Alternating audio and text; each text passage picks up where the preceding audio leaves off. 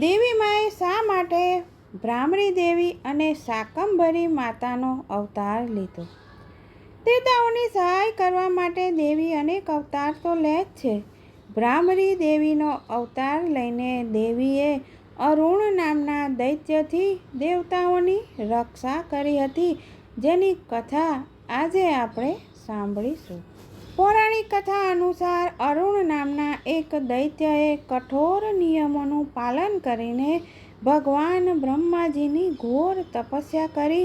તપથી પ્રસન્ન થઈને બ્રહ્મદેવ પ્રગટ થયા અને તેમણે અરુણ નામના દૈત્યને વરદાન માગવા કહ્યું. અને અરુણ દૈત્યએ વરદાન માગ્યું કે કોઈ તેમને યુદ્ધમાં મારી ન શકે, કોઈ અસ્ત્ર શસ્ત્રથી તેમનું મૃત્યુ ન હોય અને સ્ત્રી અથવા પુરુષ તે પણ તેમને મારી ન શકે અને સ્ત્રી પુરુષના માટે તેઓ અવેદ્ય રહે.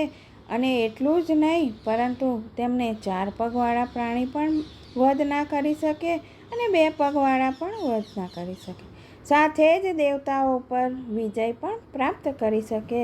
આવું કઠોર વચન માગી લીધું. બ્રહ્માજીએ તેમને આ બધા જ વરદાન આપી દીધા અને વરદાન પ્રાપ્ત કરીને અરુણ દૈત્ય તો દેવતાઓથી સ્વર્ગ છીનવીને તેની ઉપર પોતાનો અધિકાર જમાવી લીધો.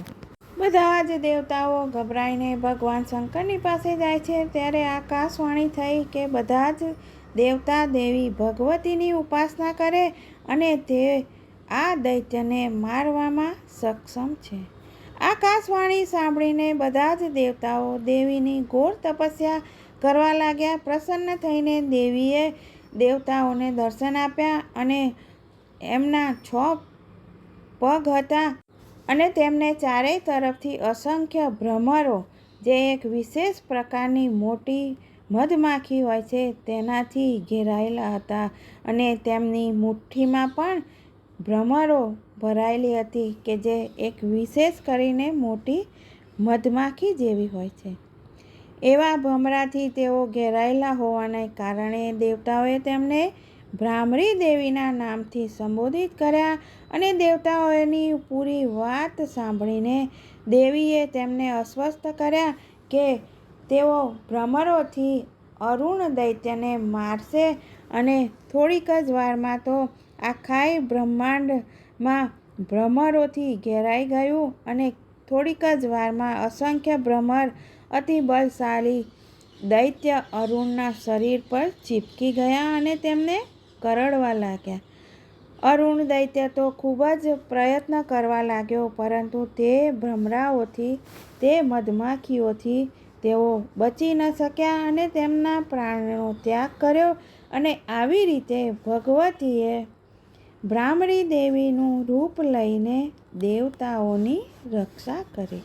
એકવાર દાનવોના ઉત્પાતથી ત્રસ્ત ભક્તોએ કેટલાય વર્ષો સુધી દુકાળનો અકાલનો સામનો કરવો પડ્યો. ત્યારે તેઓ દેવીને પ્રાર્થના કરતા હતા કે એવામાં તે આ અવતારમાં પ્રકટ થઈ કે જે અવતાર છે શાકંભરી માતા, જેમની હજારો આંખો હતી અને પોતાના ભક્તોને હાલમાં તે જોઈને તે દેવી આ હજારો આંખોથી 9 દિવસ સુધી લગાતાર આંસુઓથી વર્ષા કરતા રહ્યા અને જેનાથી પૃથ્વી પર હરિયાળી છવાઈ ગઈ અને જીવનનો રસ બધાનો પરિપૂર્ણ થયો.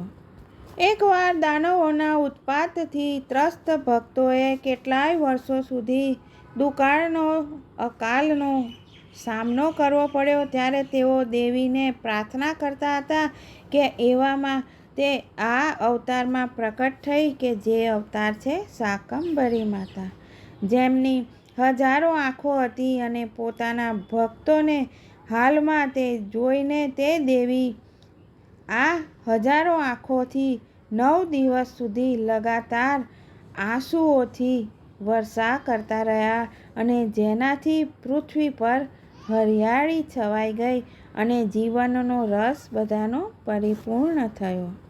આ દેવી શતાક્ષીના નામથી પણ પ્રસિદ્ધ થયા અને આ દેવીના કૃપાથી તેમના અંગોમાં કેટલાય પ્રકારના શાક, ફળ અને વનસ્પતિઓ પ્રગટ કર્યા અને આને કારણે તેઓ શાકંભરી માતા તરીકે પ્રસિદ્ધ થયા.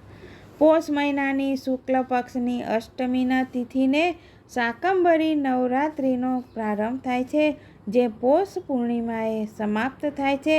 આ દિવસે શાકંભરી જયંતીનું પર્વ પણ મનાવવામાં આવે છે. માન્યતા અનુસાર આ દિવસે અસહાયોને અન્ન, શાક, ફળ, જળનું દાન કરવાથી અધિક પુણ્યની પ્રાપ્તિ થાય છે અને દેવી દુર્ગા પ્રસન્ન થાય છે.